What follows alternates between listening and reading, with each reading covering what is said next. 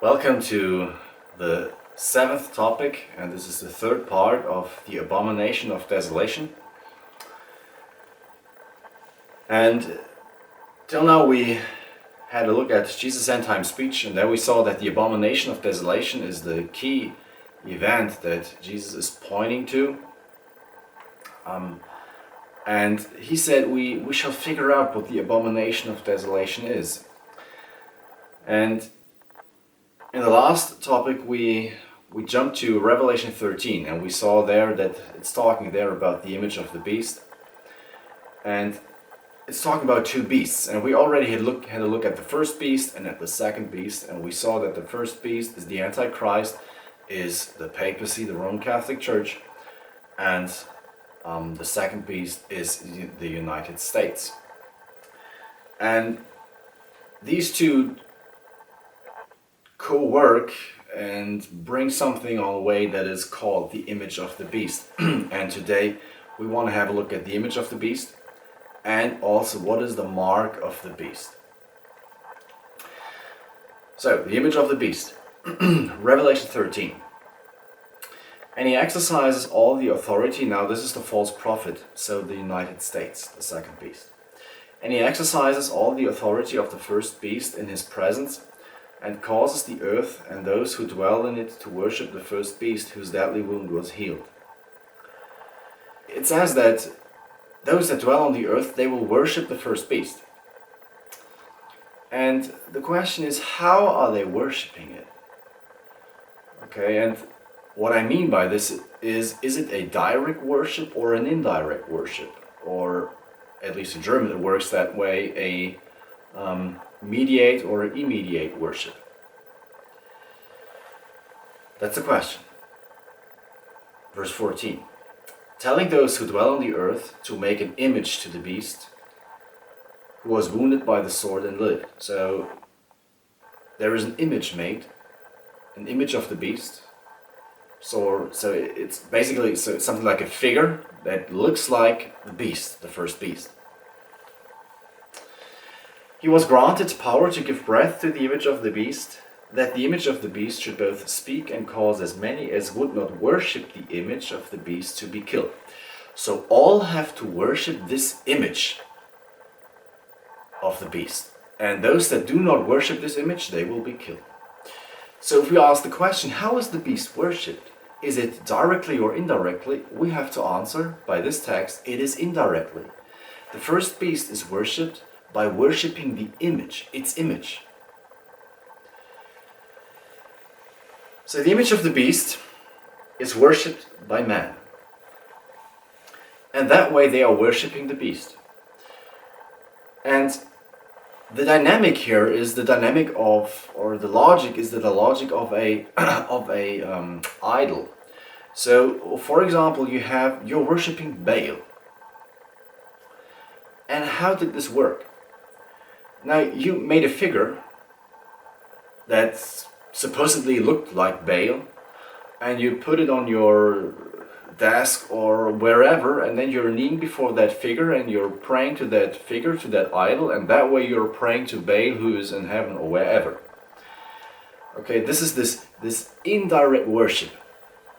So by worshipping your idol, your figure, your image of your God, you're worshipping the God himself. So by worshipping the beast, the image, men are worshipping the beast.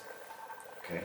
But my point here is, and that's a very important point that I want to make, because for me it's always important that we understand the logic. Okay. Before we start interpreting things, we first have to understand the logic. And the logic for the image of the beast is, and that is very important, it is an idol.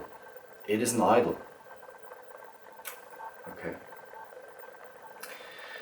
And in fact, because they are worshipping the image, they are worshipping the beast indirectly, and they are also indirectly worshipping the dragon, because he is the power that is standing behind the beast. So they are worshipping the devil. So the image of the beast is an idol. It's a figure in the likeness of the beast. So it's an animal figure. And the important point is here, it is lifeless. That's very important. It's lifeless. It's an idol. It's a lifeless figure. And this is basically the abomination of desolation. Okay, because we saw and we said that the abomination of desolation has to do something with idol worship. And if Jesus said that at the end of the world there will be a large idol worship, the abomination of desolation will be set up, so there must be a large idol worship. And we figured out that the idol worship that will take place at the end of the world is this image of the beast that is set up, and all the inhabitants of the world will worship that image. But again, and that is very important. This is figuratively spoken. This is symbolic language. Okay, it's not that there is somewhere, I don't know, in Rome or wherever, there is an animal figure set up, and all billions of people are coming to that place and are worshiping this, this figure. That's not what this text is talking about. Okay, always keep this in mind. This is symbolic language, so we have to interpret later what do these symbols mean. But we are still on the symbolic level here. It's an idol. It's the figure of the beast, and it's lifeless. But now there's something changing. Verse 15. He was granted power to give breath to the image of the beast, that the image of the beast should both speak and cause as many as would not worship the image of the beast to be killed. So there's now changing something. We have this animal figure, and this animal figure now receives the spirit of life, the breath of life. And it obviously starts living, because it starts speaking and it starts killing people. So we are not dealing here anymore with a figure. We are dealing here with a living animal, with a living beast. Now, and we know what a living animal and a living beast stands for in Bible prophecy. It is a kingdom. The beast represents a kingdom. Remember Daniel 7. These four beasts coming up out of the sea, representing Babylon, Medo-Persia, Greece, Rome. We had in Revelation 13 the first beast represented the Roman Catholic Church, the second beast, the United States. So it's political entities, it's kingdoms. So the image of the beast is a kingdom that is set up. It's important.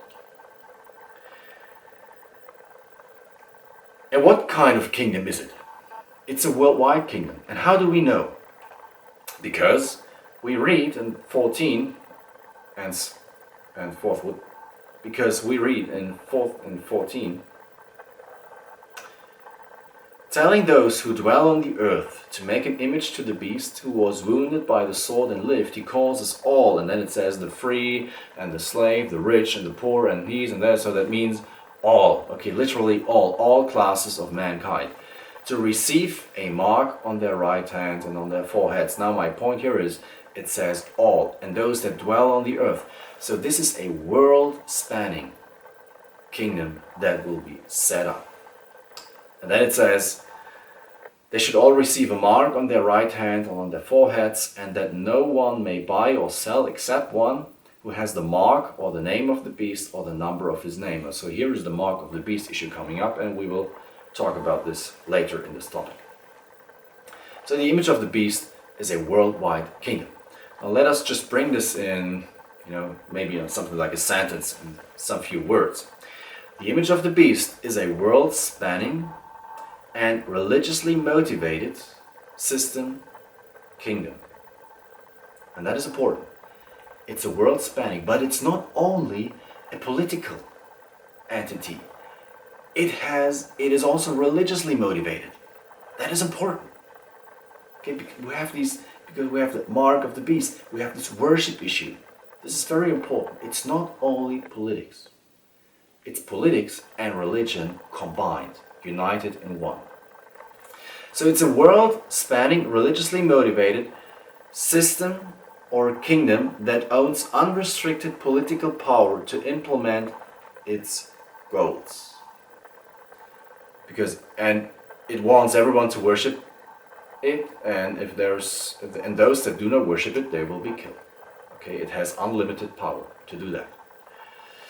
And this is important. And the second point is also important. In its establishment, the United States is heavily involved. This is also very important.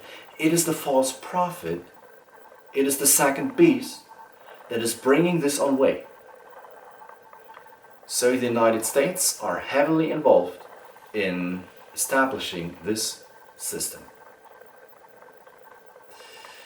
Okay, so much to the image of the beast, to the logic. Now we will go to the next point, and this is we will go to Revelation 17. And you will remember that I said we have 7 prophetic kingdoms. And we already talked about 6 of these kingdoms, and the 7th was still missing. And now we will go to the 7th kingdom, and we will try to figure out what is the 7th kingdom, because we need that knowledge in order to get a better understanding of the image of the beast. So we go to Revelation 17. Again, it might be that we will not understand everything that we read, but I think that I will try to make the point clear, even though we are maybe new to this subject. So Revelation 17, we start with verse 3. And I saw a woman sitting on a scarlet beast, which was full of names of blasphemy, having 7 heads and 10 horns. The beast that you saw was, and now the angel is talking to, we are jumping in the verses a little bit, and the angel is now telling to John, who saw this, what he described in verse 3, and he's now explaining to him what he saw. The beast that you saw, so where the woman is sitting upon, this beast was and is not, and will ascend out of the bottomless pit and go to perdition. Stop here. It says this beast was, so it lived, it is not, it died, and it will ascend out of the bottomless pit, and it will live. So here we have the Christ motive. It lived, it died, and it will live again. It will have a resurrection. And the Christ motive is showing us that we are dealing here with the Antichrist, with that power that is copying Jesus Christ, that is sitting in his place. So this is talking about the Antichrist. This is the same power that was described in Revelation 13 in the first beast. It's just described with slightly different words here. Let us read on. And those who dwell on the earth will marvel, whose names are not written in the book of life from the foundation of the world, when they see the beast that it was and is not and yet is. Now the logic of the vision, we will have to do some brain work here now. We have, in this prophecy, we have the past, we have the present, and we have the future. And for the beast it says that the beast was, this is the past, the beast is not, this is the present. At the point of view that John is having in this vision, somewhere in the stream of time, and at the point of view, the beast is not, so it's dead. And in future it says it will be. Okay, but this dynamic is important, that we understand it, and understand that the vision has a certain point of view, and from there something is in the past, something is present, and something is still future. Okay, and we have for the beast it was, and it is not, and it will be. And you will see why this is important in a moment. We're talking about the Antichrist, the papacy here, the beast. Now let us read on. Verse 9. Because it said, because now we talked about the beast, but there are also 7 heads and 10 horns. And now first the 7 heads are explained, and then the 10 horns are explained. So now it's talking about the 7 heads. Here is the mind which has wisdom. The 7 heads are 7 mountains on which the woman sits. Now a mountain is a symbol for a kingdom, for a government, for a kingdom. And we see this, for example, in Daniel 2. We have the dream of Nebuchadnezzar, and he's dreaming of this huge figure, of this statue, and then finally there is a stone coming from wherever, and this stone is smashing the whole figure. the whole statue. And then the stone is hitting the ground and it becomes a huge mountain that is filling the whole world. And what is this mountain standing for? And Daniel is telling us that this mountain is representing the kingdom of God that will be finally set up. So God's kingdom will ultimately smash all earthly kingdoms and it will fill the whole earth. So a mountain stands for a government, for a kingdom. So the 7 heads are 7 mountains, so there are 7 kingdoms. Verse 10. There are also 7 kings, and a king represents a kingdom. Okay, so this is the same thing basically he's telling us. And now it's starting to become interesting.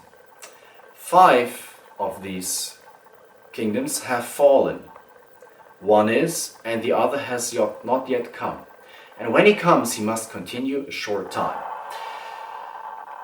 So, of these 7 kingdoms that are reigning, and these 7 kingdoms are reigning one after another, okay? That's the dynamic here, because he says 5 are fallen, one is, and the other is yet to come. So they are not reigning at the same time, they are reigning one after another. So it says of these 5 kingdoms, of these 7 kingdoms, 5 are fallen. This is the past, okay? One is, this is the 6th kingdom, this is present, and the other is not yet, but he will reign for a short time. This is the future. So the 7th kingdom is not yet, but he will come in the future. Let us read on. And now he's talking about the 10 horns, because the 7th kingdom is still missing, okay? We don't know what the 7th kingdom is. The beast that was and is not is himself also the 8th kingdom, and is of the 7 and is going to perdition. Now it starts getting a bit confusing. He's now saying that the beast is the 8th kingdom and he's of the 7. How can the beast be the 8th kingdom if there are only 7 kingdoms? And what he's basically saying here, it's of the 7. And if the beast is of the 7, one of the 7 kingdoms, and it is also the 8th. So that means that after the 7th kingdom, there is an 8th kingdom coming. And since this 8th kingdom is one of the 7, this means that one of these 7 kingdoms must come back, must have a resurrection. So one of these 7 kingdoms will receive, or will have a resurrection. It will return. That's what this is saying. And the question is, which kingdom is it? Which kingdom is it? Well, we have to do some brain work here now. It says that the beast was. It already was. Well, let me start the other way around. It says in the present point, the present, that the beast is not. So it's dead. But it says that the 7th kingdom, the 6th kingdom, is right now. So if the beast is dead, but the 6th kingdom is reigning, can the beast be the 6th kingdom? No, it cannot, because if the beast would be the 6th kingdom, then the beast would live when the 6th kingdom is reigning. Okay? So very simple, this doesn't work. So we know that the beast is not the 6th kingdom. But we can have it a bit easier, because it says that the beast already was. And that means that it must be of the 5 kingdoms that also were, that had fallen, that are fallen. So it must be of one of the first 5 kingdoms. And it will be again. And now we have to ask ourselves, which of the first 5 kingdoms will receive a resurrection? Which of these 5 kingdoms will come back to life? Is it the Babylonian Empire? Is it the Persian Empire? Is it the Greek Empire? Is it the Roman Empire? Or is it the Papal Empire? Is it the papacy? Is it the Antichrist that will receive a resurrection? And we know that it is the Antichrist that will receive the resurrection, because he has the Christ motive. He was and is not, and he will be. So it must be the fifth kingdom. Okay, the beast is the fifth kingdom. It's the papacy. But now, what is the seventh kingdom? And it says of the seventh kingdom that it is not. But it not yet. But it will be, and it will reign a short time. And now we read about the 10 horns. Well, verse 12. The 10 horns which you saw are 10 kings who have received no kingdom as yet. But they receive authority for 1 hour as kings with the beast. The 10 horns, horns representing a kingdom. So we are talking about 10 kingdoms here. And there are 10 kings. We're talking about 10 kingdoms who have received no kingdom, a singular kingdom, as yet. But they receive, so they have not yet received their kingdom. They are reigning not yet. But they receive authority for 1 hour as kings with the beast. But they will receive. They will reign. So we add this to our table. We have the 10 horns. They are not yet, but they will reign with the beast for 1 hour. Now, is 1 hour a short time? Yes, it is. And here we see that the 10 horns are the seventh kingdom. So we can complete our list, the 10 horns. And we don't know when they will start, with their reign will start, but it will continue until Jesus returns. Now the question is, who or what are the 10 horns? And here again we have first to do some logic, some work in regards to logic. The 10 kings are 10 kingdoms. And they have one mind, it says. So they are acting as if they are one. And that is also why they receive one common kingdom. So it's 10 kingdoms that will come together and will establish one huge, one mega kingdom, so to say, if you want to call it like this. How do we know? We read it, verse 12. The 10 horns which you saw are 10 kings who have received no kingdom, singular, as yet, but they receive authority for 1 hour as kings with the beast. These are of one mind, so they are acting as one, like man and woman are to become one flesh.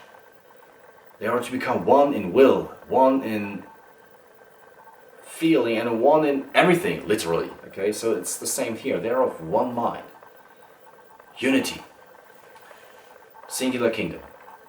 And then verse 17, it's the same. For God has put in their hearts, this is talking about the 10 horns, to fulfill his purpose, to be of one mind, and to give their singular kingdom to the beast until the words of God are fulfilled.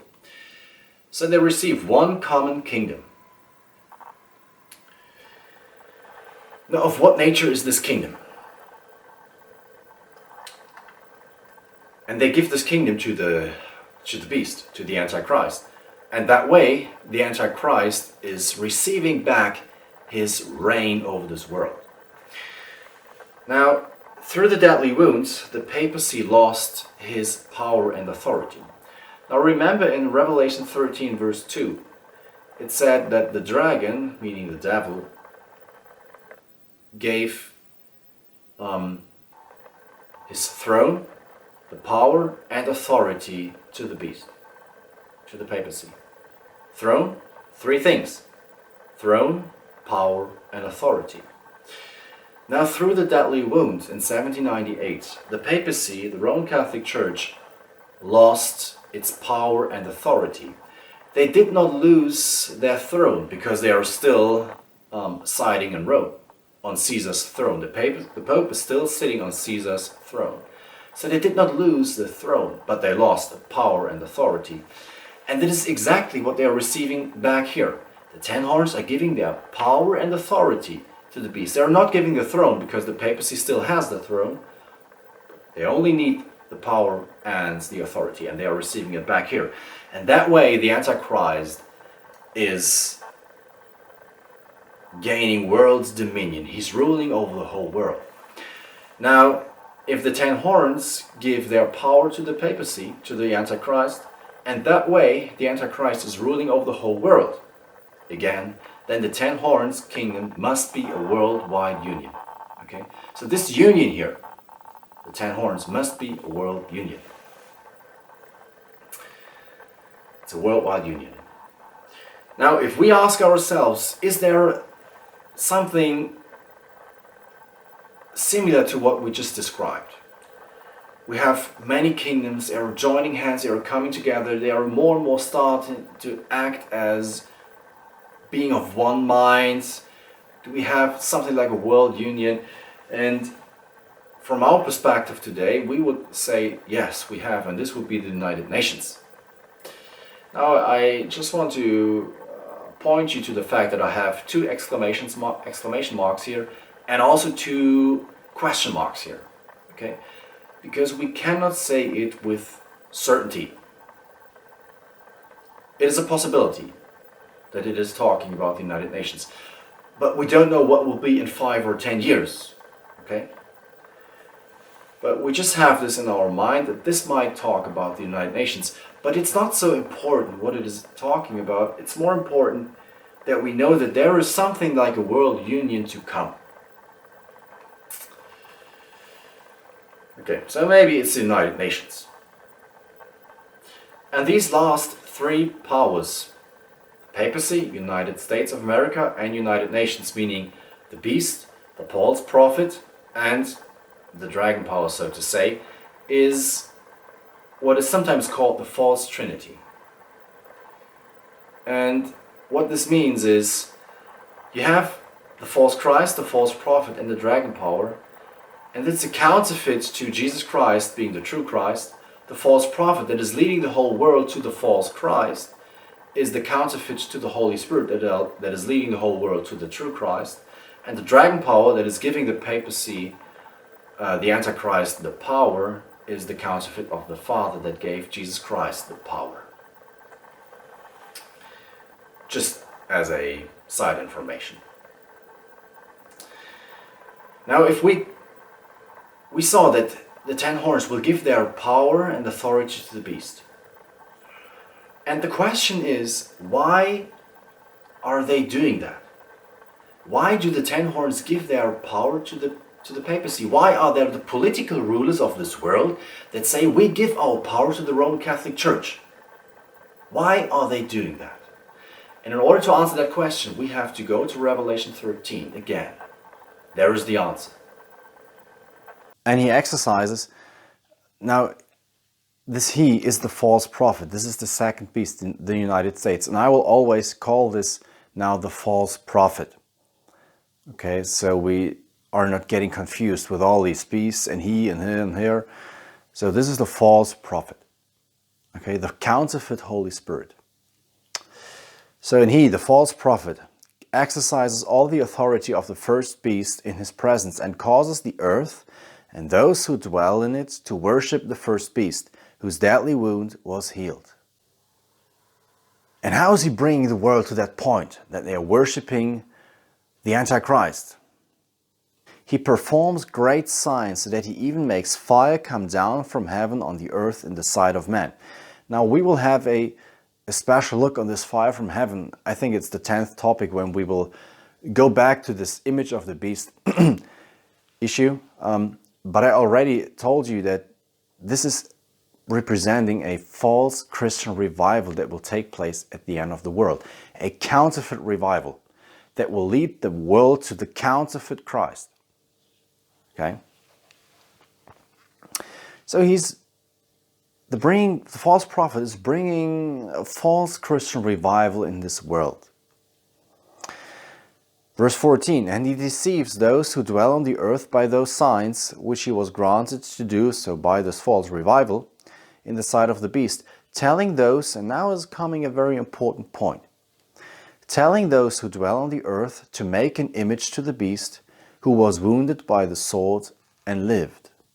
He was granted power to give breath to the image of the beast, that the image of the beast should both speak and cause as many as would not worship the image of the beast to be killed. Now in verse 14, there is a very important information that we absolutely have to pay attention to. And we read it again. And the question is, I want to put it at the beginning. Who is making the image of the beast? Who is setting up this system? Let us read closely. And he, the false prophet, deceives those who dwell on the earth by those signs which he was granted to do in the sight of the beast, telling those who dwell on the earth to make an image to the beast, who was wounded by the sword and lived. Who is making the image? It's the inhabitants of the earth. And this is basically the absolutely fascinating thing, because it's the false prophet that is performing these signs, that is bringing this false revival, false Christian revival in this world. And by this revival, through this revival, he's bringing the inhabitants of the world to the point that they are making the image of the beast. It's not the false prophet that is making the image of the beast, and it's not the beast that is making the image of the beast. It's the inhabitants of the earth, because they are deceived. And through this deception, through this false revival, they are brought to that point that they are demanding, they are asking for this system, for this religion, state, combined worldwide kingdom. It's the inhabitants of the earth. This is absolutely important. This is nothing that is brought down from the top of society, from the politicians, is forced on the population. This is coming from the population. And so to say, forced on the politicians.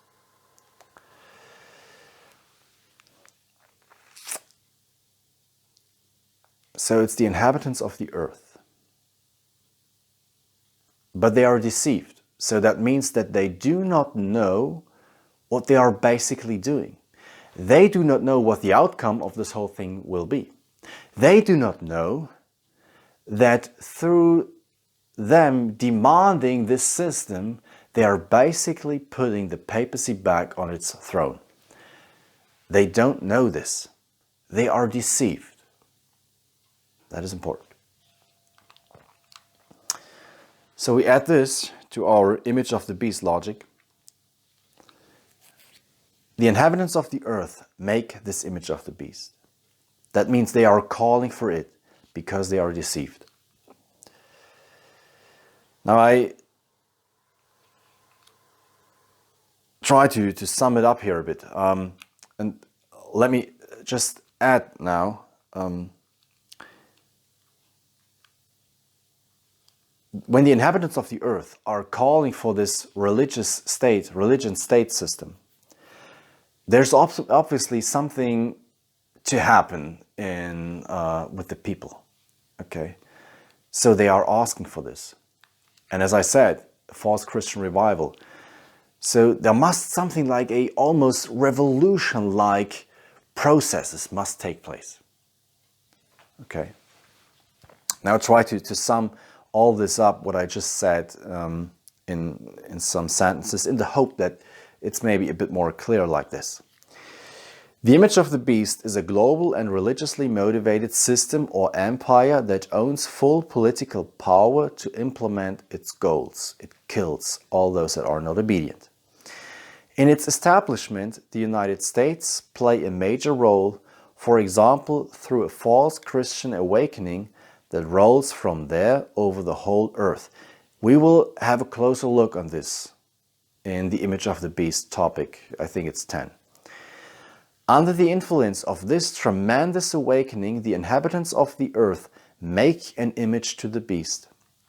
From this, it can be concluded that this system will not be forced upon them, but that they themselves will demand this system and will put pressure on the existing political structures to establish it.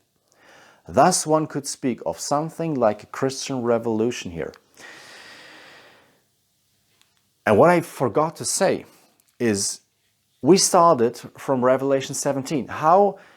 Why are the 10 horns, this world union, this political entity, why is it coming to the point that it gives its power and authority to the Roman Catholic Church? Why is it doing that? And I said that we find the answer in Revelation 13, and we find here that the inhabitants of the earth, they are asking for this church-state combination that the 10 horns are performing in Revelation 17. And from this we should conclude that it is through this false awakening that the inhabitants of the earth, they are aroused and they put pressure on the existing political structures, and that includes this 10 horn system, this world union. And that is why this world union is then giving its power to the beast. The phenomenon that the 10 horns give their power and authority to the papacy is probably to be judged in this light. It is maybe not so much their desire to join forces with the papacy that is driving them, but the pressure from the population, which will become so great that politics will finally give in to it. When this world union will have put itself in the service of the papacy, it as the 10 horns will rule together with the beast, the Roman Catholic Church will have received back what it had lost during the closing scenes of the French Revolution, her power and authority, when French General Berthier invaded the Vatican in 1798 AD. Then the deadly wound is healed, the union between church and state complete, and the image of the beast is fully established. It should be noted that the inhabitants of the earth are deceived into doing what they do. So they are not aware of the fact that their efforts to reform ultimately results in restoring the conditions of the Middle Ages, the papacy ruling over the world.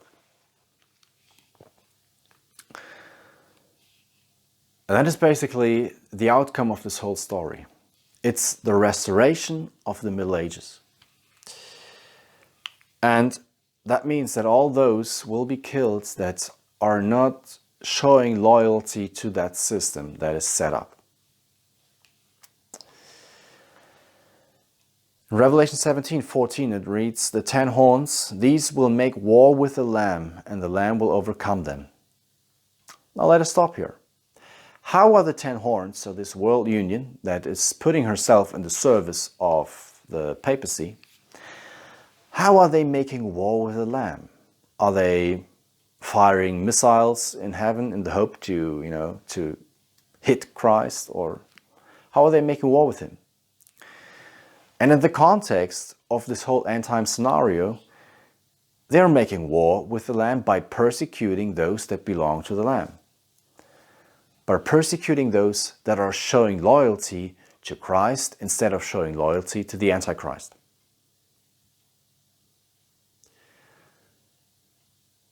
So the 10 horns, they will persecute those that are faithful to Christ.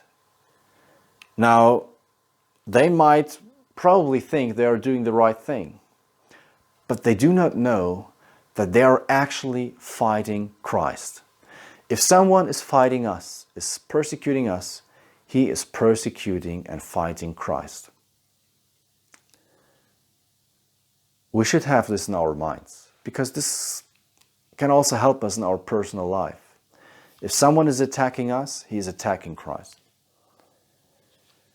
So this is Christ's business then, to justify us and to bring everything in order.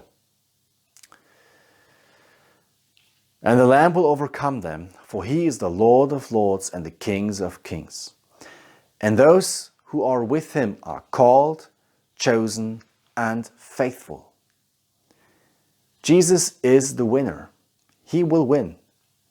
He will fight the 10 horns. He will conquer this world, and he will establish his kingdom on this earth. The stone will come and he will smash the systems of this world, the kingdoms of this world, however smart and brilliant they are, and how beautiful ever their buildings are and their structures, how perfectly engineered they are. And I'm very interested in engineering because I'm a civil engineering student, okay?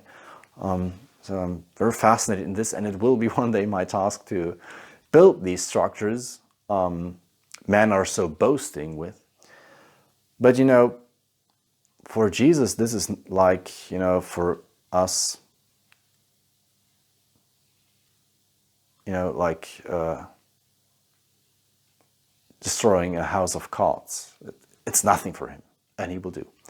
He will establish his kingdom, and we are called, as it says, we are chosen.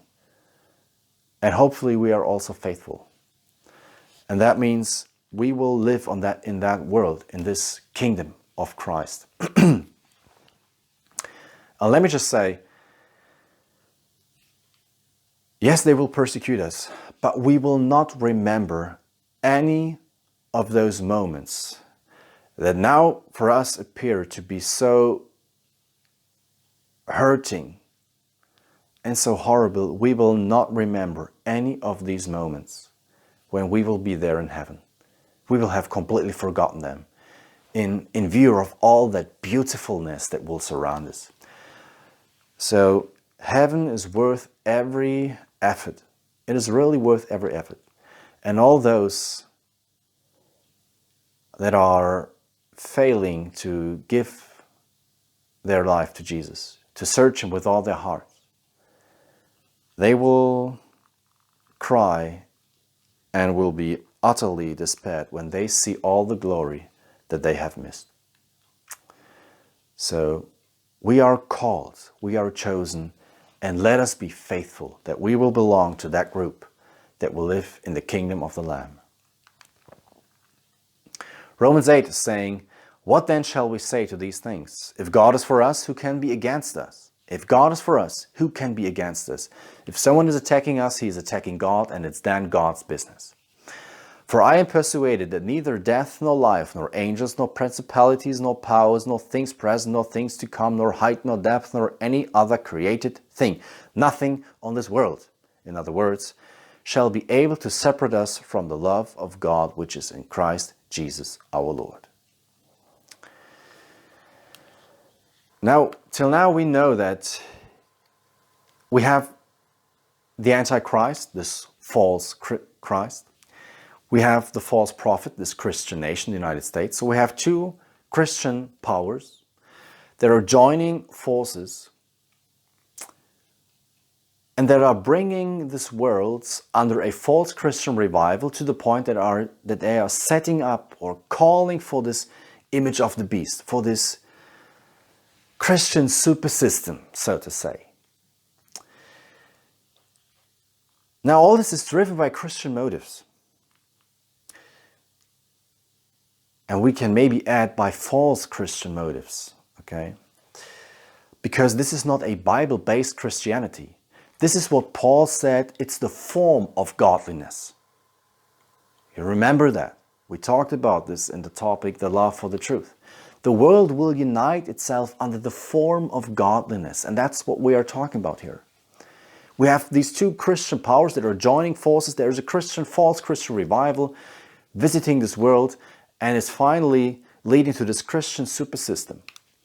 Now, if all this is attached to Christianity, then also the mark of the beast must be somehow associated or must stand in Christian context. It must have something to do with Christianity. And we have to look at the mark of the beast. Here's the text. "He causes all, both small and great, rich and poor, free and slave, to receive a mark on their right hand and on their foreheads." Now, what does this word mark mean? We have Thea's lexicon, Greek lexicon, and the Greek word basically is charagma. And it can mean a stamp or an imprinted mark.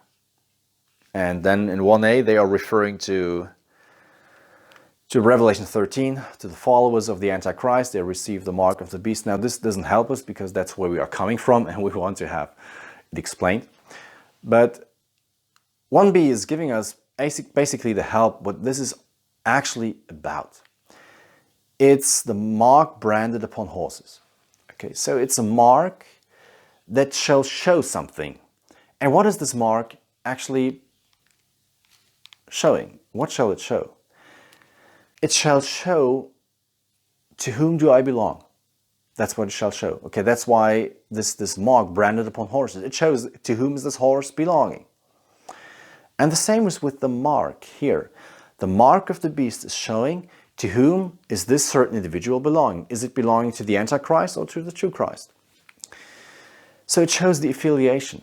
To whom do I belong? But again, we always have to keep in mind, we are here in symbolic language. This is a symbol. The mark of the beast is a symbol. It's not a literal mark.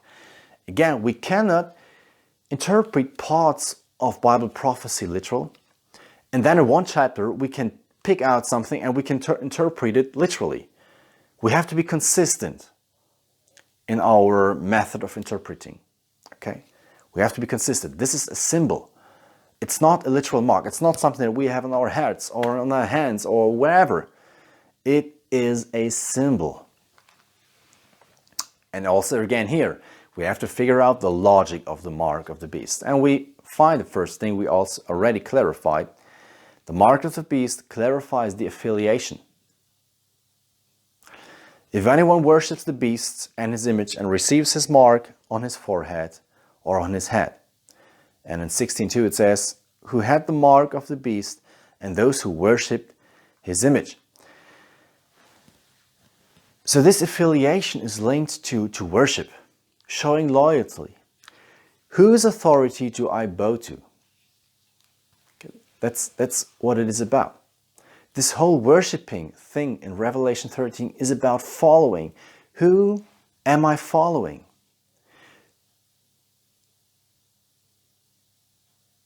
Am I loyal to the Antichrist or to God?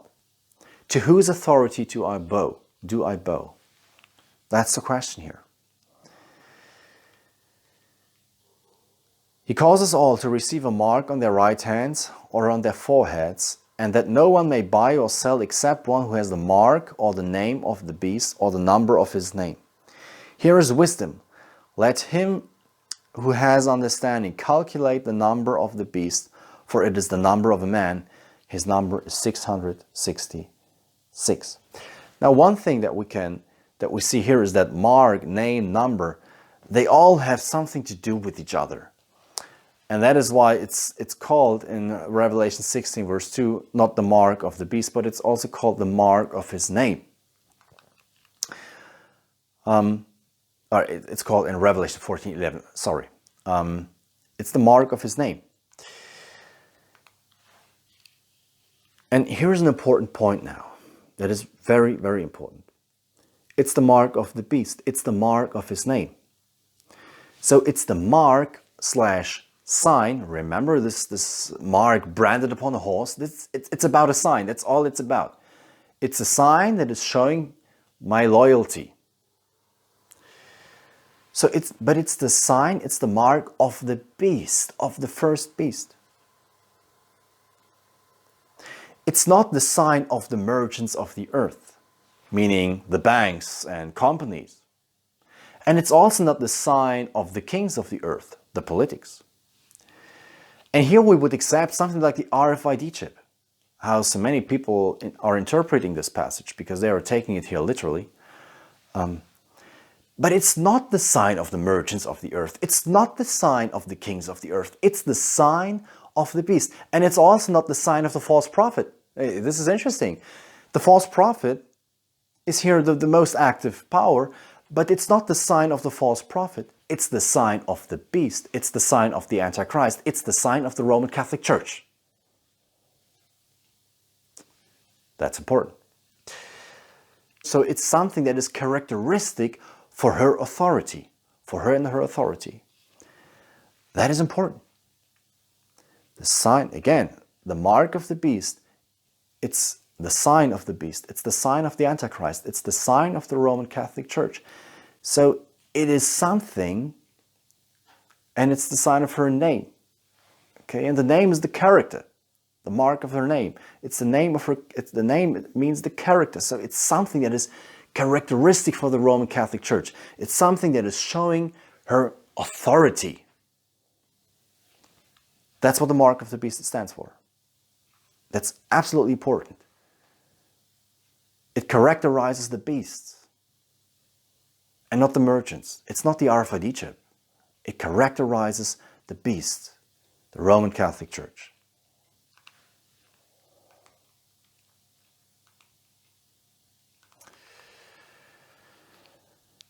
The mark of sign of the beast means, and now I'm bringing this in a sentence together. The United States, that means the false prophet, will push something which actually is the sign of the Roman Catholic Church and her authority. That is what it means, that the false prophet is bringing the world to the point that they receive the mark of the beast. The United States will push something which actually is a sign of the Roman Catholic Church. And now I'm adding a last point to the logic. We have not yet proven it, but I will prove it now. The mark of the beast marks a conflict about God's commandments. It has to do with the conflict about God's commandments. And we see it in the following texts. And we will see it in a moment. I have text first and then we will see it. The mark means a sign that clarifies the question of belonging. By accepting this sign, the inhabitants of the earth express their loyalty to the Antichrist and to his kingdom Babylon. Thus they acknowledge his authority. This loyalty will be based on conviction. This is the forehead.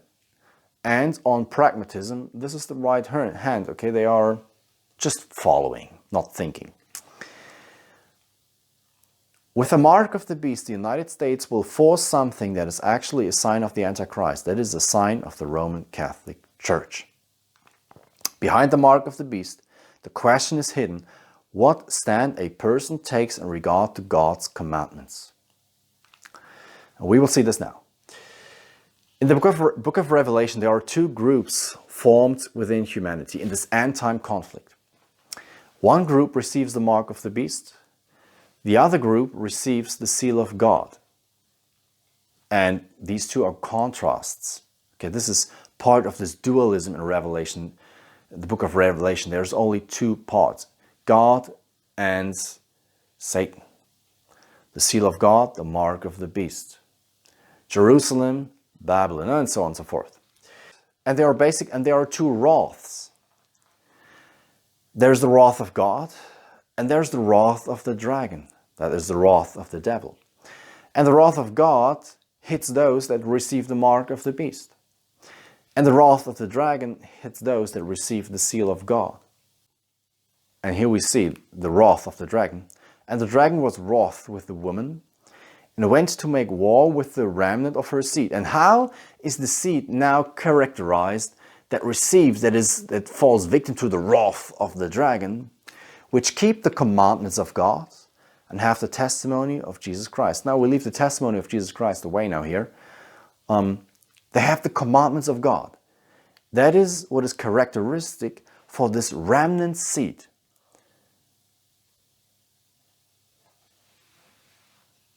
That is hit by the wrath of the dragon. And now is the other group. Then a third angel followed them, saying with a loud voice, "If anyone worships the beast and his image, and receives his mark on his forehead or on his hand, he himself shall also drink of the wine of the wrath of God, which is poured out full strength into the cup of his indignation." So the wrath of God hits those that receive the mark of the beast. The wrath of the dragon hits those that keep God's commandments. And already from these opposites, it's clear that the seal of God has something to do with keeping God's commandments. And that mark of the beast and keep God's commandments are opposites. Or in other words, those that have the mark of the beast, they do not keep God's commandments. And those that keep the commandments of God, they have not the mark of the beast, but the seal of God. Okay? We read on, we go on. Back to Revelation 14, verse 9. And we just read this text, but we will read it again. Then a third angel, and now read it in the complete. Then a third angel followed them, saying with a loud voice, "If anyone worships the beast and his image and receives his mark on his forehead or on his head, he himself shall also drink of the wine of the wrath of God, which is poured out full strength in the cup of his indignation. He shall be tormented with fire and brimstone in the presence of the holy angels and in the presence of the Lamb.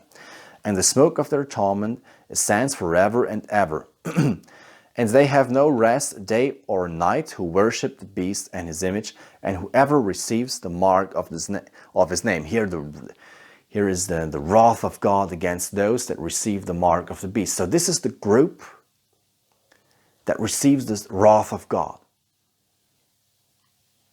All the inhabitants of the world. And verse 12 is added, here is the patience of the saints. Here are those who keep the commandments of God and the faith of Jesus. Here is the patience. Now, this word patience is not a very happy translation here. It can also mean steadfastness, the perseverance. So those that cling to God, and they are, because this is about persecution. This is about war, spiritual war. This is not just we are waiting. Okay, patience sounds a bit like waiting. This is steadfastness. There's persecution going on. There's pressure going on, but we are standing fast. We're not moving. We're standing on God's word. We are standing on His commandments. We are staying faithful to Him, and we are not moving. And how is this steadfastness characterized? It is characterized by keeping God's commandments and the faith of Jesus. So here again you have the one group, those that receive the mark of the beast, and then there is another group put in contrast to this group that is standing against that group, and this group is characterized by keeping the commandments of God. So here we see again that mark of the beast, seal of God, this conflict has something to do what position someone is taking in regards to God's commandments. So those that keep God's commandments, they will not receive the mark of the beast, but the seal of God, or the other way around. Those that do not keep God's commandments in this final conflict, they will receive the mark of the beast. Now, this is pointing to this final conflict. Okay, this is important. This is not talking about today. Okay. And by the way, this connection between this theme about commandments of God and the Antichrist is not surprising for us, because we already know it from 2 Thessalonians 2. The lawlessness, the man of lawlessness, the lawless one, the mystery of lawlessness. So there we saw that it is the great characteristic of the Antichrist, according to Paul, that he is the lawless one, that he is drawing the whole world into lawlessness. And this lawlessness is not referring to, everyone is driving too fast with his car or whatsoever. This is referring to God's law. Okay. The great characteristic that Paul is attributing to him, to the Antichrist, is the lawlessness. Paul speaks of the fact that his appearance and working would also lead to an apostasy within Christianity. The Antichrist would sit in the temple of God. Whenever Paul speaks of the temple of God, actually an expression for the temple in Jerusalem, he means the Christian church. We saw that. So according to Pauline theology, the church takes the place of the Jewish temple in Jerusalem. Upon this earth, she now is the throne room of God. And in this temple, namely in Christianity, the Antichrist would sit down and would attract the adoration of Christians to himself. He would appear with all unrighteous deception among those who perish. What is the deception about? Well, the passage actually only allows one possible answer. The deception consists in the fact that he draws the temple of God, that is, basically all of Christianity, into his lawlessness. And that brings us back to the first topic, Jesus' end-time speech. Here the Lord announced that before his return, lawlessness would abound. In doing so, he described the same development that Paul described to the Christians in Thessaloniki about 20 years later, and which many decades later was again revealed to John on Patmos in symbolic language. The lawless one who through the working of Satan, accompanied by signs and lying wonders, seduces man to lawlessness, is no other than the beast from the sea, to whom the dragon that is the devil, gave great authority. People are deceived by signs to accept the mark of the beast. In sum, the mark of the Antichrist is nothing other than the violation of the law. This mark is contrasted with keeping God's commandments. Thus, the last great touchstone for mankind is their relationship to God and His law. Will they keep God's commandments? That means be faithful to His law, or will they instead follow Antichrist into his transgression of the law? Now, why is Paul calling the Antichrist the lawless one? And this has to do with Daniel 7. And we had a look at Daniel 7 already very briefly. And we read verse 24 to 25, where Paul is talking about this little horn. Or it's not Paul, the angel is explaining to Daniel, is giving him some information about the little horn, the Antichrist. And there it says, the 10 horns are 10 kings who shall arise from this kingdom. This is referring to the falling apart of the Roman Empire. And another shall arise after them. This is the little horn. He shall be different from the first ones and shall subdue 3 kings. He shall speak pompous words. This is the blasphemy of Revelation 13 against the Most High. Shall persecute the saints of the Most High and shall intend to change times and law. Then the saints shall be given into his hand for a time, times, and half a time. Okay, these are the 3.5 times the 1,260 years. But here it says that he shall intend to change times and laws. Now, here it says intend because you cannot change God's law. Because he cannot. God's law is in heaven and it's out of reach for him. But he's intending, he's trying to change it. And at least on this earth, he is to a certain degree successful, but you cannot change it. But it's important, here it says that he changes times and law. And again, this law is not talking about the Persian law or the Babylonian law or the law for the street, how fast you can drive or whatsoever. This is talking about God's law. So the Antichrist is changing God's law. And that is why Paul is calling him the lawless one. And there you see, it's a change. It's not a complete throwing away of the law. So it's not a lawlessness in the form of, get rid of the law of God. It's a twisting, it's a changing. It's a counterfeit. It's a deception. Now, for me, it's interesting that in the German Schlachterbibel, at this point where it says that it changes times and laws, there's a reference to Revelation 13, to this mark of the beast issue. And that is exactly what we just said. Okay, there you can see it. But now, how did the Roman Catholic Church change the law of God, the 10 Commandments? Yes, she did. Now here, for example, you have the 3rd commandment here. Now the numberings is different, and they are explaining why there is a different numbering, and that's not so important for us. Important for us is the words that are different. Here the 3rd commandment says in the Catholic Catechism, remember to keep holy the Lord's Day. And here the 4th commandment, that's how it says in the Bible, remember the Sabbath day to keep it holy. So in the Bible it says the Sabbath day. And in the Catholic Catechism, it says the Lord's Day. Now, what is the Lord's Day? The Lord's Day is the Sunday. So they are basically telling you, remember to keep the Sunday. That's what they are saying. Whereas the Bible is saying, you shall keep the Sabbath. So what is the Roman Catholic Church herself saying about this? So this is St. Catherine Catholic Church Sentinel from 1995. That reads, the Church has always had a strong sense of its own authority.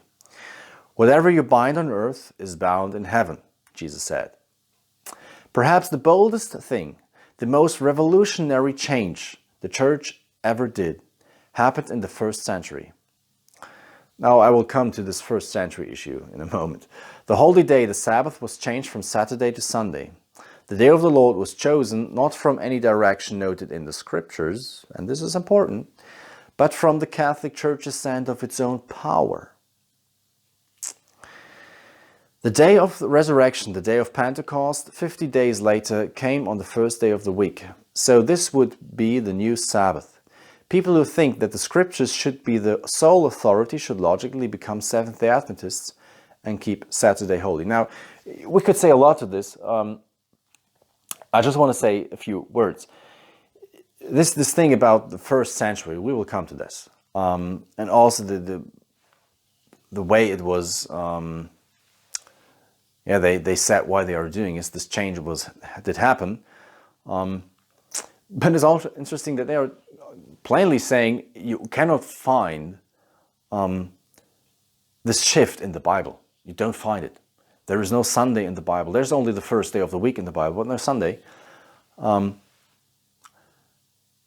if you want to keep the Sabbath, the Bible, if you want to stay faithful to the Bible, true to the Bible, you have to keep the Saturday holy.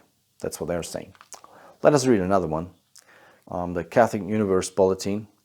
This is the Catholic Weekly in the Cleveland Diocese.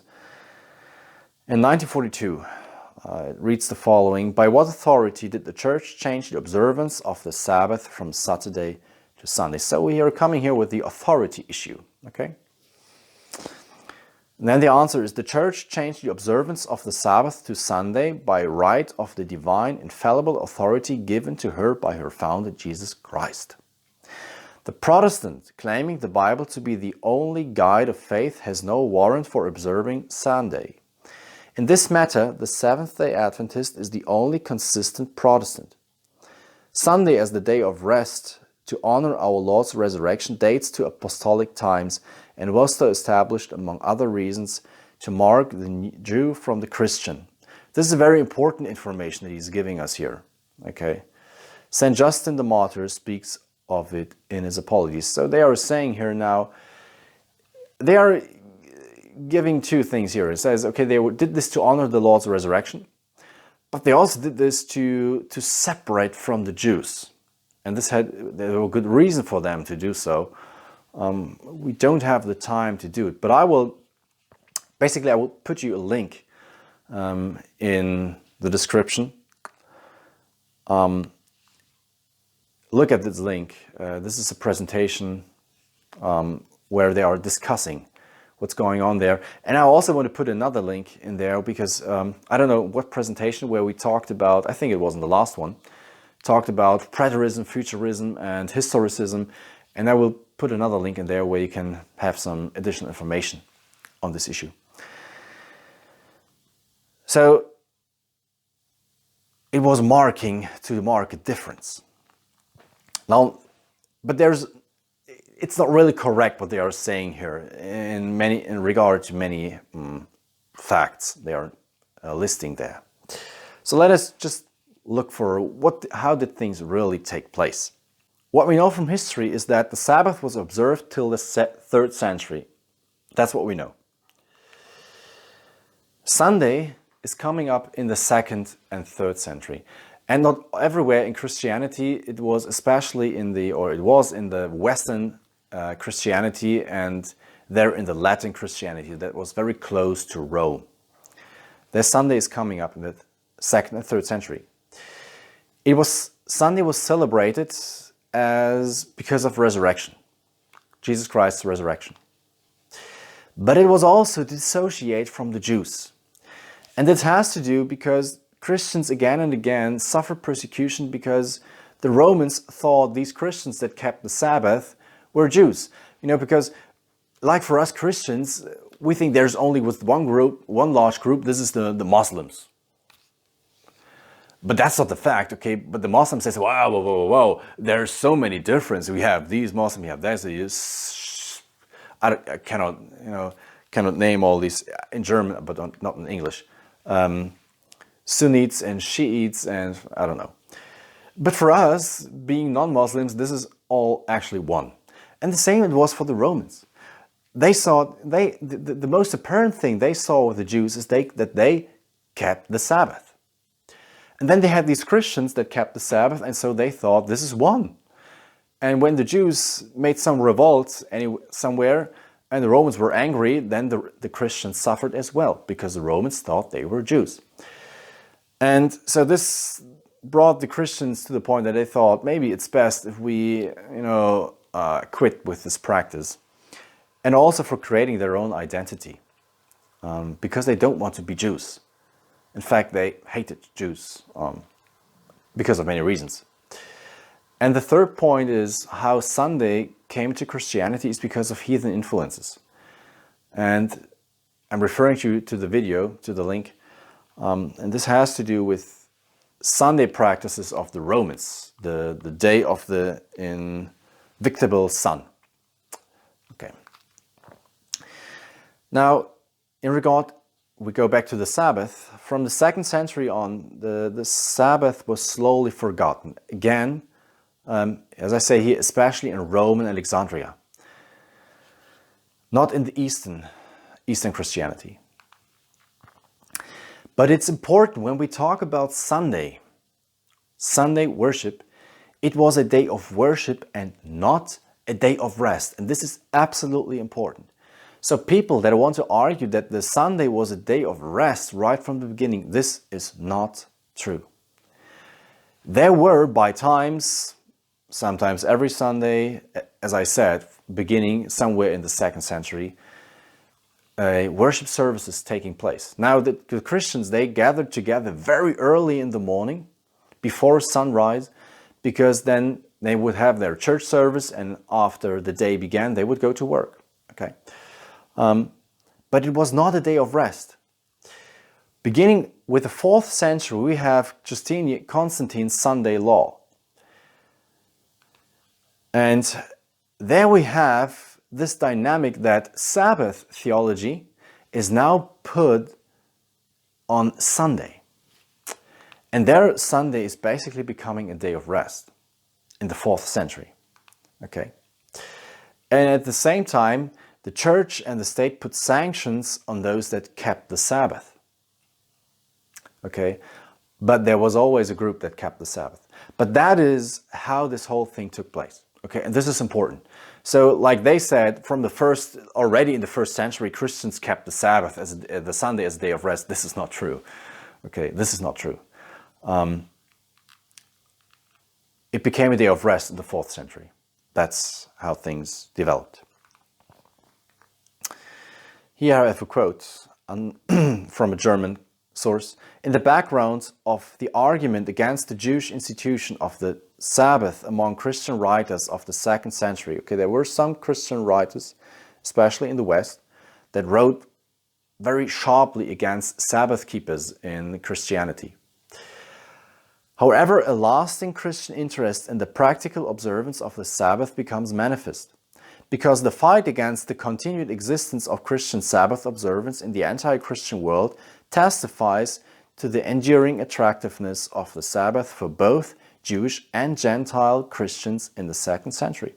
Okay, so he's saying the fact that Christian writers were so eager to write against the Sabbath within Christianity shows that Sabbath keeping in Christianity was not a minority issue. This was a very popular issue. Christians kept the Sabbath.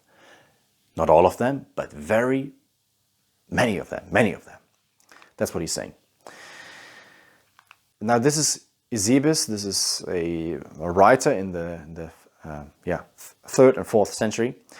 And all things whatsoever that is what's duty to do on the Sabbath, these we have transferred to the Lord's day, this is Sunday, as more appropriately belonging to it, because it has a precedence and is first in rank and more honorable than the Jewish Sabbath.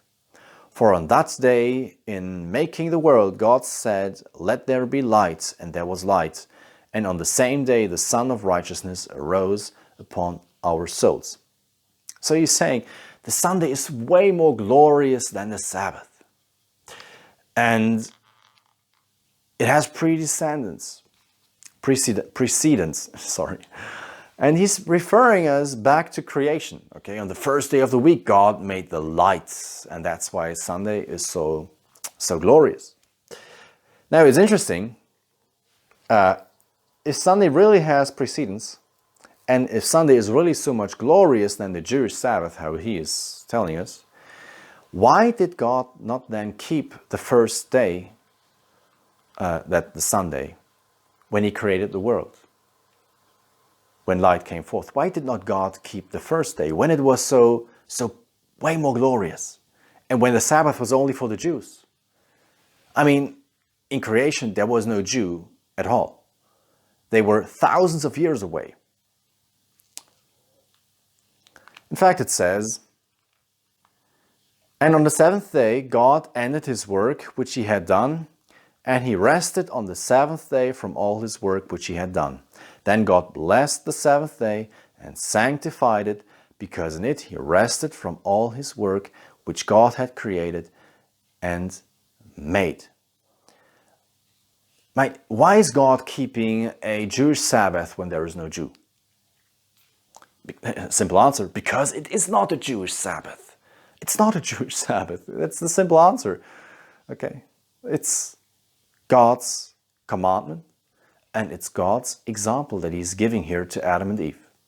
Okay, I mean, Adam and Eve were created on the Friday, and God gave them an example how they could rest on Sabbath, how they could spend Sabbath rest. That's what God did there. The Council of Laodicea, this is somewhere in, as I stated here, in the 4th century. They dealt with the Sabbath as well, and they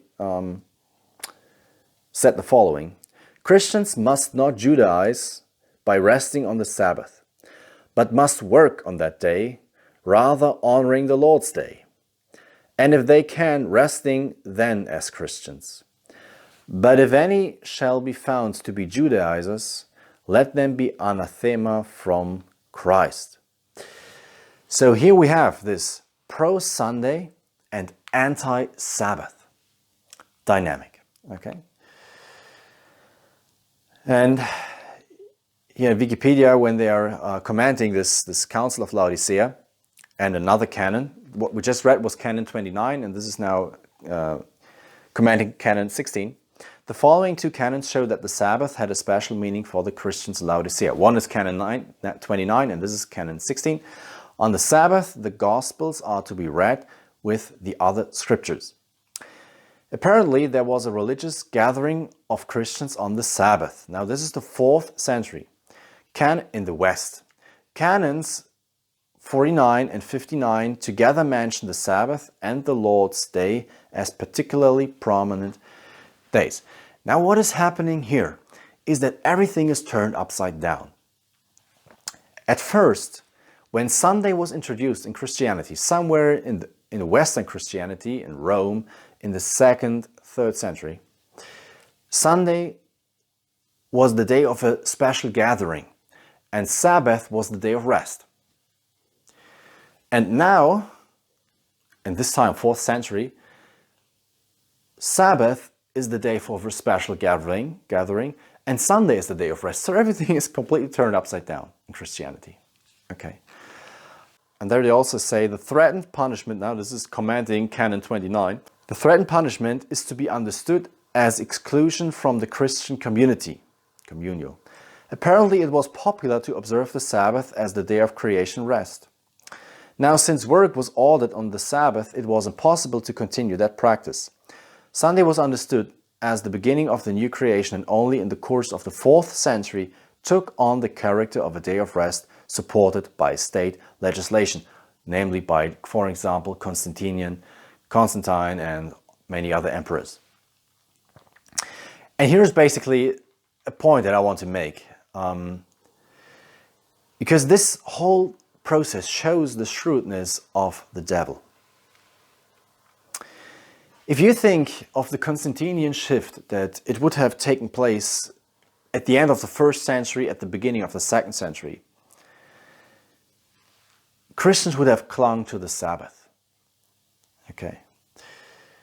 So he first had to bring Christianity to the point that they would abolish Sabbath theology.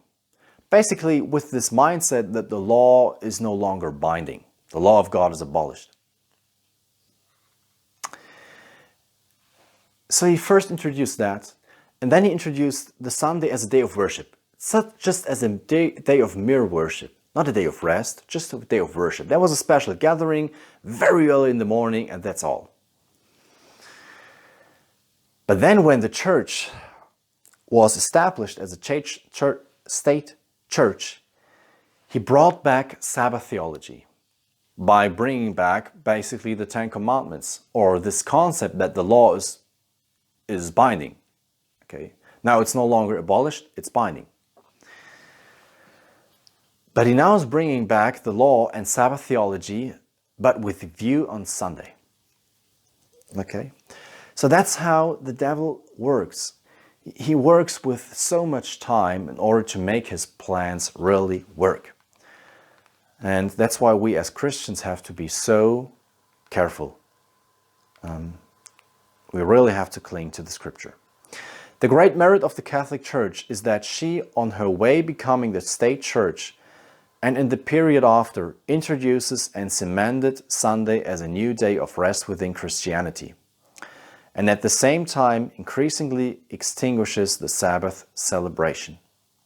So again, there is this development in Christianity. First, the law is abolished. There was no day of rest anymore, but the Sabbath was tolerated, although the writer said, don't do this is not a good thing.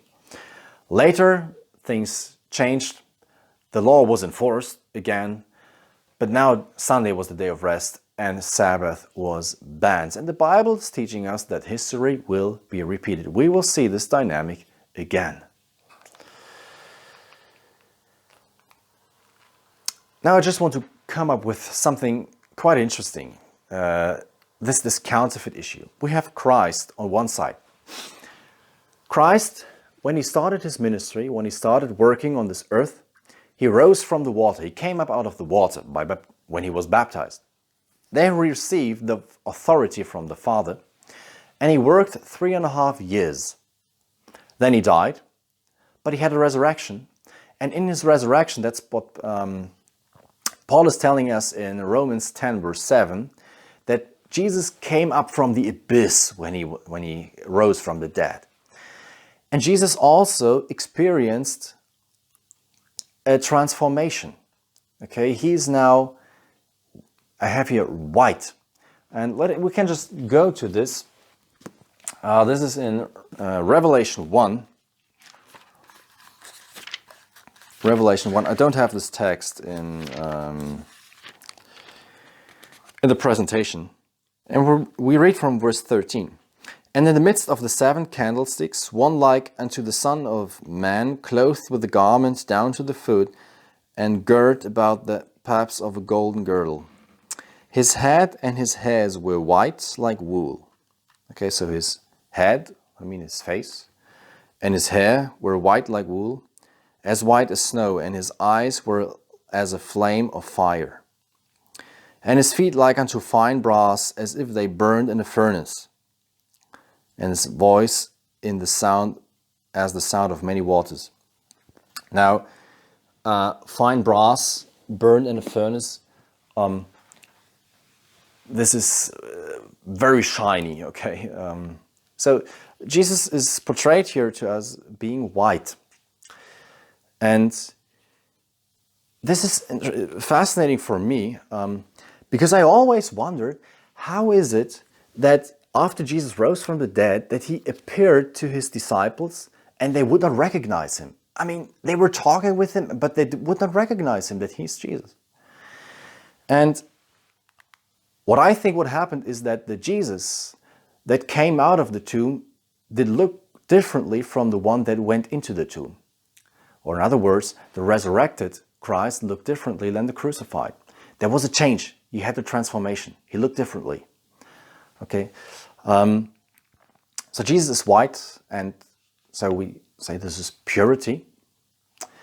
And we are coming to the Antichrist, and we will find that he has the same way of life, basically. So from Revelation 13, we know the Antichrist, when he started his work, it was this beast rising out of the water. And he received the authority from the dragon. Then he worked 3.5 years. He had a death, a deadly wound, but he has a resurrection, the deadly wound healed. And he comes forth from the abyss, Revelation 17. And he also has a transformation, because that's what we read in Revelation 17. This beast now is scarlet red, and red being the symbol for sin. So this is the counterfeit Christ that is deceiving the whole world. And in midst of this deception and the mark of the beast and all what the devil will do on this earth, There is the message of the first and third angels. This is what God will do. And we read in Revelation 14.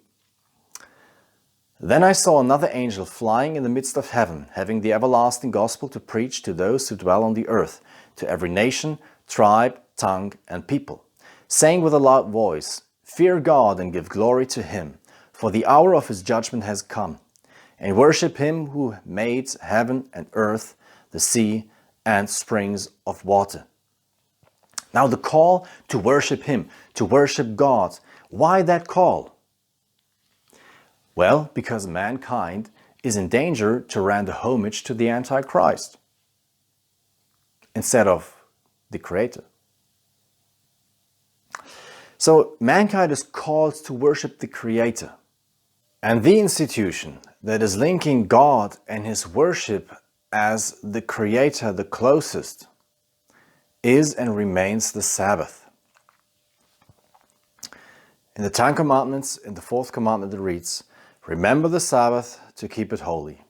6 days you shall labor and do all your work, but the seventh day is the Sabbath of the Lord your God.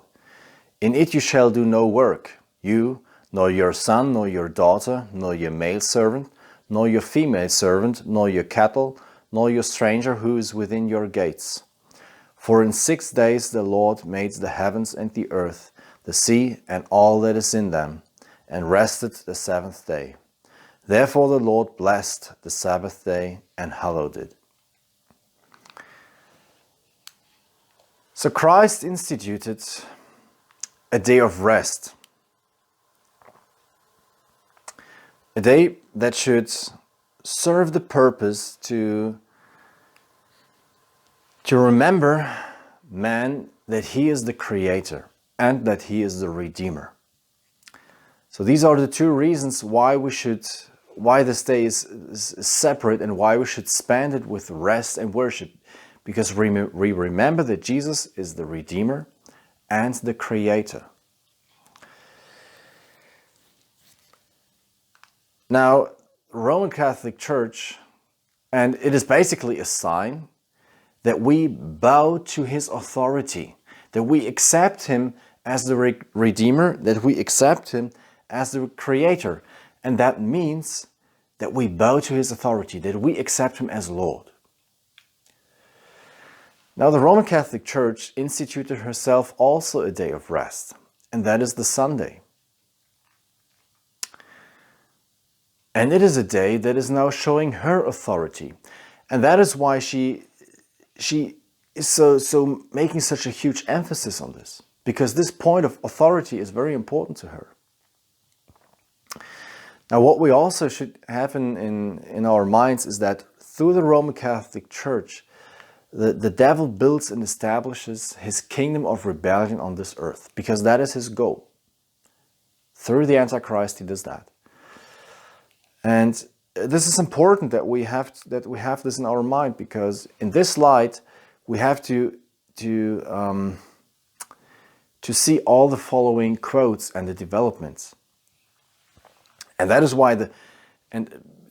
why also the Roman Catholic Church is coming so bold with these words now, because she feels that she has the authority to do these things. Okay, and that's why she can state very boldly, in the Bible it says this, but we say this. And the Bible wants you to do that, but we say you shall do this by the authority that was given us. And she's right. To her was given authority. There was really authority given to her. But the question is, who gave her the authority? By whose authority did she do that? That's the question. And the Bible says, Revelation 13 verse 2, the dragon gave the throne, the power, and great authority. Now we'll read some quotes. Cardinal James Gibbons. So this was a very, very important cardinal in the United States. But you may read the Bible from Genesis to Revelation, and you will not find a single line authorizing the sanctification of Sunday. The Scriptures enforce the religious observance of Saturday, a day which we never sanctify. So you have pretty plain. They say, the scriptures say this, but we don't do this. This is, a very challenging quote, basically. I have repeatedly offered $1,000 now. In today's equivalent, this would be maybe $10,000 or something like that. So we read, I have repeatedly offered $10,000 to anyone who can prove to me from the Bible alone that I am bound to keep Sunday holy. There is no such law in the Bible. It is a law of the Holy Catholic Church alone, so Sunday as a day of rest. The Bible says, remember the Sabbath day to keep it holy. The Catholic Church says, no. By my divine power I abolish the Sabbath day and command you to keep holy the first day of the week. And lo, the entire civilized world bows down in reverent obedience to the command of the Holy Catholic Church. Now this is, for Protestants, a very challenging quote.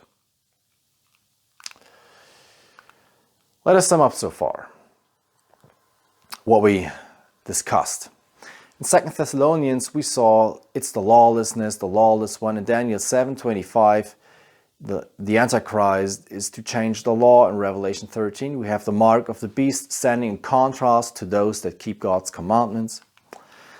And I just have the following text. The lawlessness of the Antichrist, that is the Roman Catholic Church, is the change in God's law. Namely, the transfer of the day of rest from Sabbath to Sunday. A change that is important to her to emphasize, as it shows the effectiveness of the authority bestowed on her, made manifest in the fact that nowadays all the Christian world is keeping Sunday, including the Protestants. The imposition and acceptance of this lawlessness is referred to in Revelation as the mark of the beast, which is consequently contrasted by those who keep the commandments of God, including the Sabbath. Now I want to slowly come to the end of this presentation, and we will read through an article series that appeared in the Catholic Mirror. And it is from Cardinal James Gibbons, and it's the reaction to a pamphlet that had the title Appeal and Remonstrance of the International Religious Liberty Association. And it contains resolutions of the General Conference of the Seventh-day Adventist that was published in 1893, February. The Catholic Mirror was the official organ of Cardinal James Gibbons and the papacy in the United States. So this is really an absolutely important journal. And there he writes, the Adventists are the only body of Christians with the Bible as their teacher who can find no warrant in its pages for the change of the day from the seventh to the first. Hence their appellation Seventh-day Adventists. Their cardinal principle consists in setting apart Saturday for the exclusive worship of God in conformity with the positive command of God Himself, repeatedly reiterated in the sacred books of the Old and New Testaments, literally obeyed by the children of Israel for thousands of years to this day, and endorsed by the teaching and practice of the Son of God whilst on earth.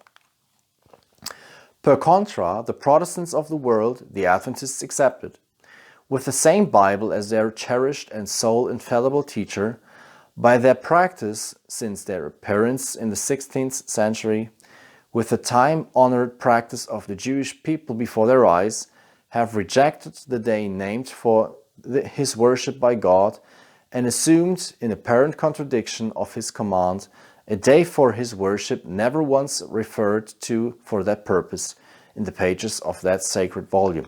Now this is very long sentences, and it's sometimes a bit challenging to understand and a bit challenging to read for a non-English. But I hope you get an impression of how he's arguing and the boldness in this whole thing. We now approach a period covering little short of 19 centuries and proceed to investigate whether the supplemental divine teacher, the New Testament, contains a decree cancelling the mandate of the old law and, at the same time, substituting a day for the divinely instituted Sabbath of the old law, Saturday. For inasmuch as Saturday was the day kept and ordered to be kept by God, divine authority alone, and this is important what he's saying, divine authority alone, under the form of a cancelling decree, could abolish the Saturday covenant, and another divine mandate appointing by name another day to be kept holy other than Saturday is equally necessary to satisfy the conscience of the Christian believer. This is very important what he's saying. He's saying God declared his law in such a incredible manner from Sinai. I mean, the earth was quaking, the mountain was burning, there was smoke, thunders and lightnings and whatsoever. It was such a frightening view that the Israelites thought they would die. And God declared his law in such a holy manner. And that includes the Sabbath law. And they're saying, if God declared his law that way, then we need a decree, a clear decree by God that would cancel it. And this is a very proper approach, very proper principle. And when he's saying this, it implies that there is no such clear and, powerful decree of God in the scripture, nowhere. Then 23rd September, in this article he writes, the Israelites and Seventh-day Adventists are witnesses of the Protestants' weekly desecration of the day named by God so repeatedly, and whilst they have ignored and condemned their teacher, the Bible, they have adopted a day kept by the Catholic Church. What Protestant can, after perusing these articles with a clear conscience, continue to disobey the commands of God, enjoining Saturday to be kept, which command his teacher, the Bible, from Genesis to Revelation, records as the will of God? Proposing to follow the Bible only as teacher, yet before the world the sole teacher is ignominiously thrust aside, and the teaching and practice of the Catholic Church, the mother of abomination, when it suits their purpose so to designate her, adopted despite the most terrible threats pronounced by God himself against those who disobey the command, remember to keep holy the Sabbath. Now, there's basically a lot in this, because for me as a Protestant, this is like, every hair is standing upright in my neck, the way he's dealing here with the Bible, okay? But he's true in this. And every Protestant who's not keeping the Sabbath should listen to this carefully and pray about it. And that is the most important thing. It's very easy to push something aside because I don't like it. But it's a hard thing to take it to prayer. That's a hard thing. And that's the most important thing. Because we are not to build in our own wisdom, but on the wisdom of God. And we only get the wisdom of God through prayer and studying the Bible. And prayer is important. The Catholic Church, for over 1,000 years before the existence of a Protestant, by virtue of her divine mission, changed the day from Saturday to Sunday. So the Roman Catholic Church changed it. The Protestant world at its birth found the Christian Sabbath too strongly entrenched to run counter to its existence. It was therefore placed under the necessity of acquiescing in the arrangement, thus implying the Church's right to change the day for over 300 years. The Christian Sabbath is therefore, to this day, the acknowledged offspring of the Catholic Church as spouse of the Holy Ghost, without a word of remonstrance from the Protestant world. I'm coming back to this illustration here, this development within Christianity. First, the law was abolished, no day of rest, and Sabbath was tolerated. But then there was the shift. Again, all of a sudden, the law was enforced. Again, okay, we erred in this. But now the day of rest is no longer the Sabbath, but the Sunday. And the Sabbath is banned. And in the Bible, it is often that way that the end illustrates the beginning, or the beginning, the end is illustrated by the beginning. That way, it's right. So, for example, the Bible begins with the creation. And in the book of Revelation, the Bible ends with creation. The story of Christianity begins with an advent of Christ, Christ coming to this world. And it ends with Christ coming to this world. Christianity started with a Pentecost, and it will end with a Pentecost. And it was a falling away in Christianity that paved the way for the Roman Catholic Church to rule over the world, and it will be a falling away within Christianity that will pave the way for the Roman Catholic Church to rule the world again. And the part of that falling away that paved the way for the Roman Catholic Church, becoming the Antichrist, is a falling away from the Sabbath and a falling towards Sunday, with banning the Sabbath. And that is also important. But we will have a special topic on this. So there was first a pro-Sunday law, and then this whole thing extended towards an anti-Sabbath law.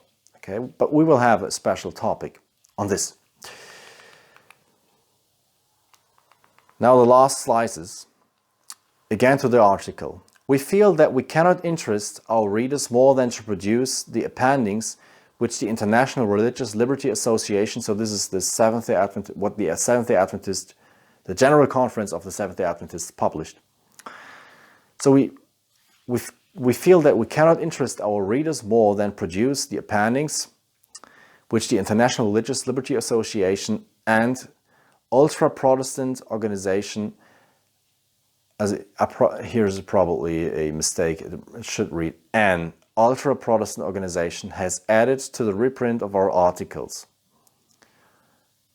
So this is Protestant extremist, ultra-Protestant. I only know this from politics, ultra-right, ultra-left. So you say, oh, these are the extremists, people you don't want to have anything to do with. And here the Adventists are ultra-Protestant. These are the Protestant extremists. The perusal of the appendix will confirm the fact that our argument is unanswerable and that the only recourse left to the Protestants is either to retire from Catholic territory, where they have been squatting for 3 centuries and a half,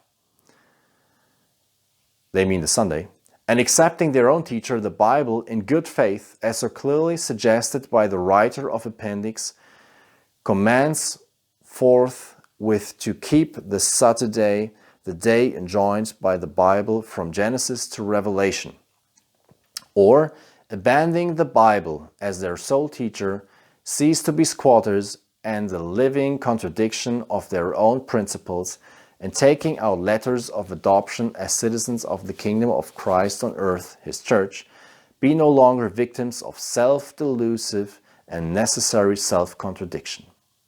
And now they are quoting, the arguments contained in this pamphlet are firmly grounded on the Word of God, and having been closely studied with the Bible in hand, leave no escape for the conscientious Protestant except the abandonment of Sunday worship and the return to Saturday, commanded by their teacher, the Bible, or unwilling to abandon the tradition of the Catholic Church, which enjoins the keeping of Sunday, and which they have accepted in direct opposition to their teacher, the Bible, consistently accept her in all her teachings. Reason and common sense demands the acceptance of one or the other of these alternatives, either Protestantism and the keeping of Saturday, or Catholicity and the keeping of Sunday. Compromise is impossible. So which of the two we want to follow? The Bible or a tradition? And remember that we saw that for the end of time, this following the commandments of man is an issue, rather following the commandments of God. And that is exactly what these people were discussing here. Christianity tends to follow the commandments of man, namely the Sunday. Now, summary and prospect. With a mark of the beast, the United States will force something that is actually a sign of the Antichrist. That is a sign of the Roman Catholic Church, a mark of her authority. This sign is the observance of the man-made Sunday as a day of rest instead of the God-made Sabbath.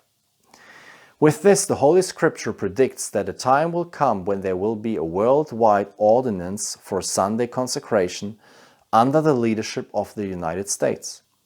Whosoever does not bow to this decree will be punished with state sanctions, not buying and selling, ultimately up to death penalty. That's what the book of Revelation is telling us very plainly. And I know this is a crazy scenario, but in a special topic on this, we will see that it is actually not, but that it is quite realistic.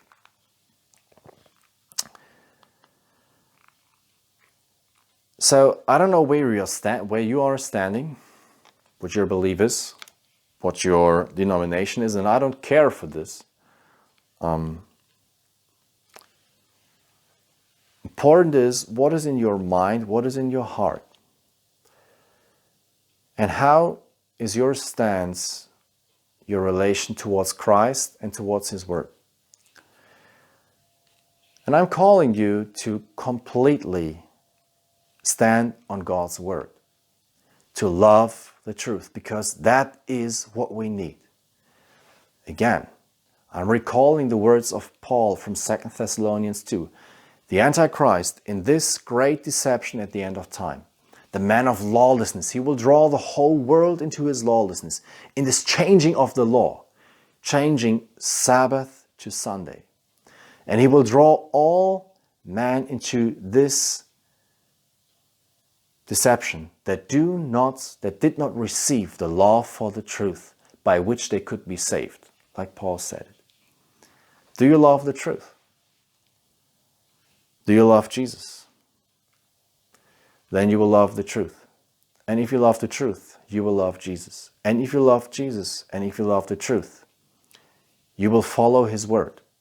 And His Word is calling you to keep the Sabbath. This is the law that God declared with thunder and lightnings and earthquake and smoke and fire in an absolutely glorious, majestical way. And God commanded Moses to tell the Israelites all kinds of commandments and to write them down.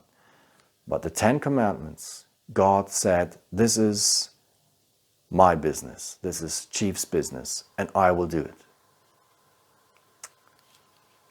So keep God's commandments and belong to those that will have the seal of God and not the mark of the beast. I want to close with the following psalm. The Lord is my light and my salvation. Whom shall I fear? The Lord is the strength of my life. Of whom shall I be afraid? When the wicked came against me to eat up my flesh, my enemies and foes, they stumbled and fell. Though an army may encamp against me, my heart shall not fear.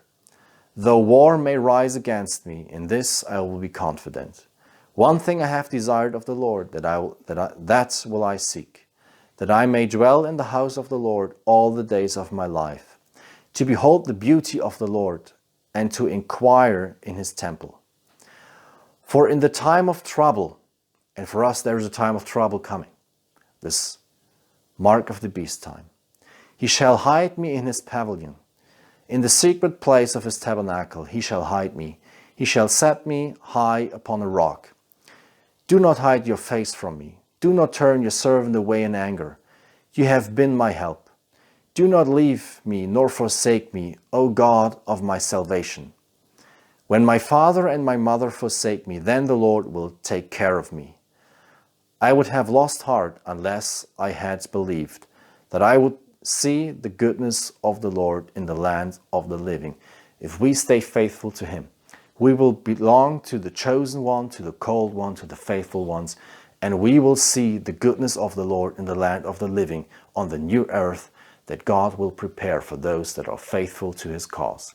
And may I and may you, we both belong to this group, and maybe we can see each other there one day. God bless you and help you to make a wise decision.